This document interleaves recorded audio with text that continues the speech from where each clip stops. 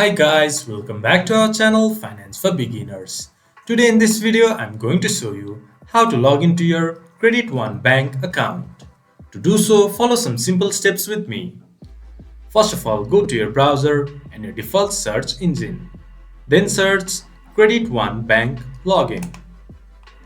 Then go to the first result that shows up or go to www.creditonebank.com.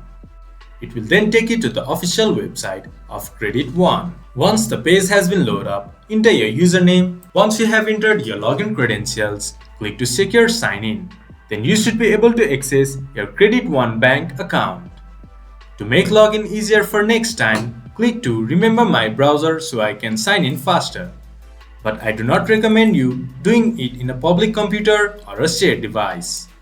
If you have forgot your username or password, you can get help by clicking to Forgot Username or Forgot Password.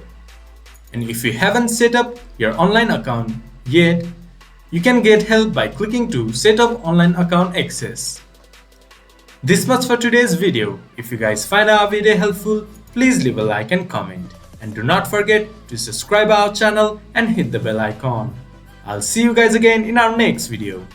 Thank you for watching.